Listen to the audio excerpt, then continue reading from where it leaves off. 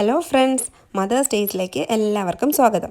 ഇന്നത്തേത് ഒരു അടിപൊളി Hungarian style vegetable സൂപ്പാണ്. ഒരുപാട് വെജിറ്റബിൾസ് യൂസ് ചെയ്തിട്ടാണ് നമ്മൾ ഈ സൂപ്പ് പ്രിപ്പയർ ചെയ്യുന്നത്. അതുകൊണ്ട് തന്നെ ഇത് വളരെ ഹെൽത്തിയാണ്, എല്ലാവർക്കും ഇഷ്ടപ്പെടുന്ന അടിപൊളി ടേസ്റ്റുമാണ്. അപ്പോൾ നമുക്കിനി ഇത് എങ്ങനെയാണ് പ്രിപ്പയർ ചെയ്യേണ്ടതെന്ന് നോക്കാം. ഞാനിവിടെ അരക്കപ്പ് സെലറിയും അരക്കപ്പ് ക്യാരറ്റും എടുത്തിട്ടുണ്ട്. സെലറി ചേർക്കുമ്പോൾ സൂപ്പിന് നല്ലൊരു ഫ്ലേവറാണ്. 1.5 കപ്പ് കോളിഫ്ലവർ എടുത്തിട്ടുണ്ട്. കോളിഫ്ലവർ കുറച്ച് അധികം ചേർക്കുന്നത് നല്ലതായിരിക്കും. ഏകദേശം 1/4 കപ്പ് ഉരുളക്കിഴങ്ങ് എടുത്തിട്ടുണ്ട്. പിന്നെ എടുത്തിട്ടുള്ളത് അരക്കപ്പ് ബ്രോഡ് ബീൻസ് ആണ്. ഇതിൻ്റെ കൂടെ തന്നെ അരക്കപ്പ് ഗ്രീൻ പീസും എടുത്തിട്ടുണ്ട്. പിന്നെ ഒരു 1/4 കപ്പ് ബീൻസും എടുത്തിട്ടുണ്ട്. അപ്പോൾ ഇതിലെ വെജിറ്റബിൾസൊക്കെ നിങ്ങളുടെ ചോയ്സാണ്. നിങ്ങളുടെ കയ്യിലുള്ള വെജിറ്റബിൾസ് വെച്ച് നിങ്ങൾക്ക് ട്രൈ ചെയ്ത് നോക്കാം. കുറച്ച് എണ്ണ എടുത്തിട്ടുണ്ട്. പിന്നെ സൂപ്പിൻ്റെ തിക്നെസ്സിന് വേണ്ടിയിട്ട് ഒരു 2 ടേബിൾ സ്പൂൺ പ്ലെയിൻ ഫ്ലോറും എടുത്തിട്ടുണ്ട്. ഓൾ പർപ്പസ് ഫ്ലോറോ പിന്നെ മൈദയോ കോൺഫ്ലോറോ ഏത് വേണമെങ്കിലും നിങ്ങൾക്ക് യൂസ് ചെയ്യാം. നിങ്ങൾക്കിതിൽ ഒലിവ് ഓയിലും യൂസ് ചെയ്യാം. ഇനി ആവശ്യത്തിന് ഉപ്പ്, 1 ടീസ്പൂൺ പഞ്ചസാര, പിന്നെ 1/2 ടീസ്പൂൺ കുരുമുളക് പൊടി എടുത്തിട്ടുണ്ട്.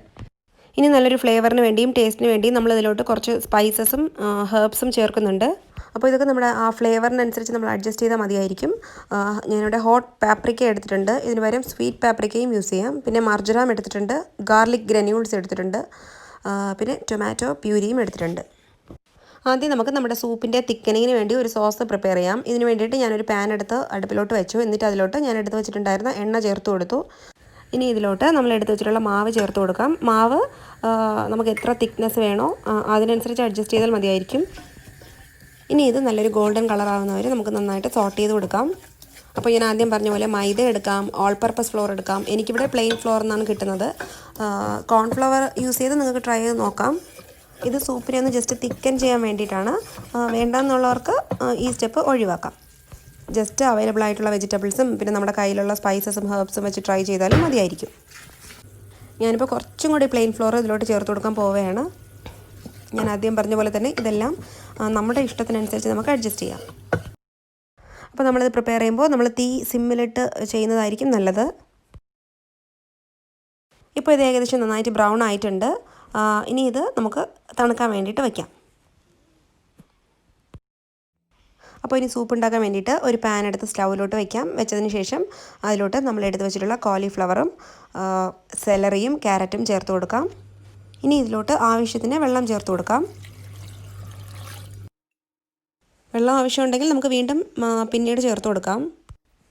ഇനി ഇത് ജസ്റ്റ് ഒന്ന് മിക്സ് ചെയ്ത് കൊടുത്തതിന് ശേഷം നമുക്കത് അടച്ച് വെച്ച് കുക്ക് ചെയ്യാം.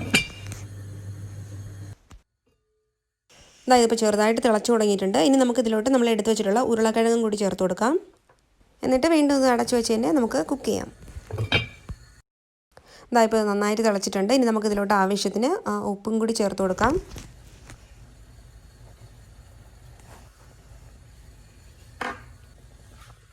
ഇനി ഇതിൻ്റെ കൂടെ തന്നെ കുരുമുളക് പൊടി ചേർത്ത് കൊടുക്കാം.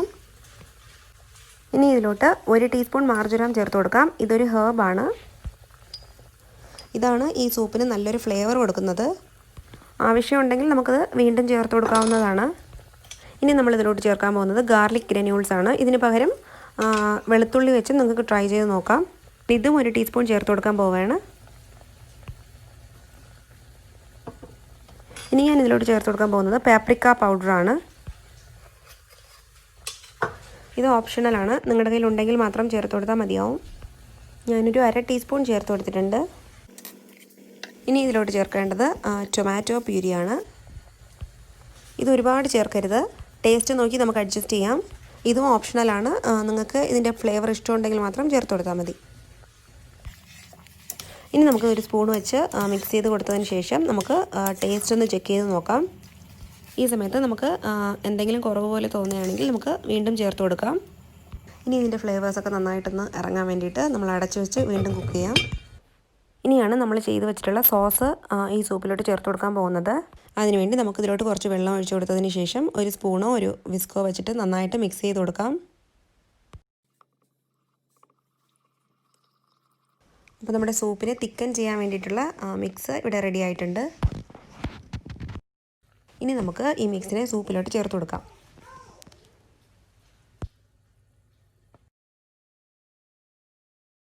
ഇനി ഇത് നന്നായിട്ടൊന്ന് മിക്സ് ചെയ്ത് കൊടുത്തതിന് ശേഷം നമ്മളിതിലോട്ട് 1 ടീസ്പൂൺ പഞ്ചസാരയും കൂടി ചേർത്ത് കൊടുക്കാം.